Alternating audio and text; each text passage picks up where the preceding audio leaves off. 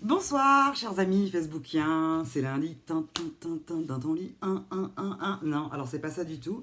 Je viens de me rendre compte que dans quelques jours, je vais fêter ma 4e année de liquidation de gestion immobilière. Voilà, liquidé, délivré, envolé, ruiné. Donc je me dis, tiens, ça me rappelle des souvenirs, la formation que j'avais eue à mes tout débuts en 2007, les larmes que j'ai versées parce que c'est dur d'être agent immobilier, hein, on travaille qu'à la com, donc il faut voilà, l'investissement auprès des clients qui nous font confiance. Et moi, comme j'aimais ce métier, j'avais besoin que le produit me plaise à moi pour pouvoir vendre. Donc c'était toujours un travail acharné. Et puis, quand on est agent immobilier, on est rempli de concurrents, de notaires, enfin de plein de choses à côté quoi, qui vous gâchent un peu l'avenir parfois. Hein. Et je me souviens, j'ai pris des notes, là, j'ai repris mes notes de ce qu'on m'avait dit quand je suis arrivé en 2007. Mon collègue m'a dit, règle numéro 1, ne jamais avoir confiance dans le client parce qu'à tout moment, il peut se barrer, voir le vendeur et passer en direct. Bon, alors moi, je suis assez naïve, assez candide là-dessus, je faisais confiance. Mais effectivement, ma première vente, la nana s'est installée, pas loin de chez moi d'ailleurs, j'espère qu'elle se reconnaît si elle m'entend. Elle avait acheté la maison d'une harpiste, et donc comme papa connaissait du monde à la mairie, elle avait, voilà, le mandat n'était pas bon, et donc ils étaient passés en direct, on s'était fait enculer comme des bleus là, donc bon, c'est comme ça, hein, c'était pas mon mandat, c'était le mandat d'une autre agence, donc bon, voilà. Règle numéro 2, j'aurais envie de dire, ne jamais avoir confiance dans la personne qui vous a dit de ne pas avoir confiance dans le client. Ça, c'est mon petit plaisir personnel, donc tu te reconnaîtras. J'ai adoré travailler avec toi, Denis, mais c'est toi qui me l'avais dit et j'ai adoré travailler avec toi. Règle numéro 3, demandez toujours à l'agent immobilier s'il lui-même vivrait dedans. Parce qu'il se dit, ah bah non, évidemment que non. Bon, il n'y allait pas, parce qu'en fait, le mec, il vous a pris pour un pigeon, quoi, c'est clair, quoi. Règle numéro 4, emplacement, emplacement, emplacement, emplacement. Donc même si c'est très beau, même si c'est très joli, ça vous plaît, il y a une belle musique, il y a des fleurs et tout ça, il y a un joli balcon, et vous êtes exposé nord, surtout si vous êtes à Brest, vous allez vraiment cailler et vous allez vraiment chauffer, quoi. Ça, c'est pour les acquéreurs. Hein. Mais mes petits vendeurs chouchous, arrêtez de dire je l'ai fait moi-même, hein, parce que ça se voit.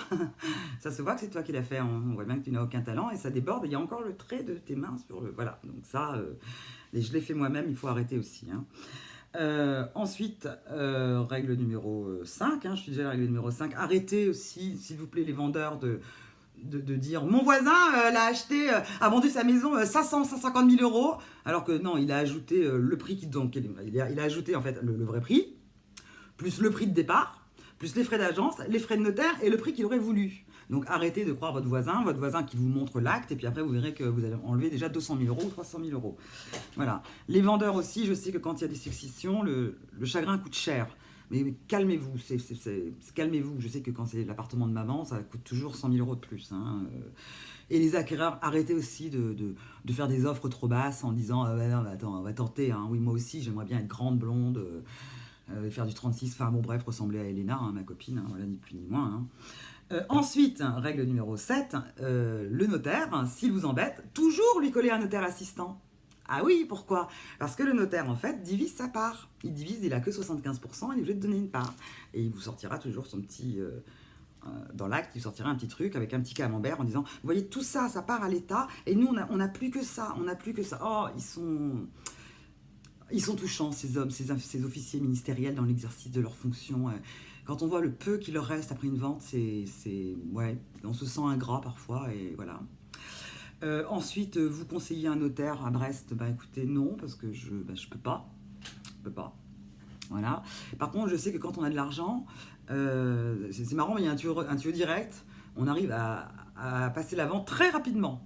Et si vous n'avez pas trop d'argent, vous allez passer entre 1 et 3 mois, qui est le délai normal. Voilà, ça c'est la réalité hein, de ce que j'ai pu voir.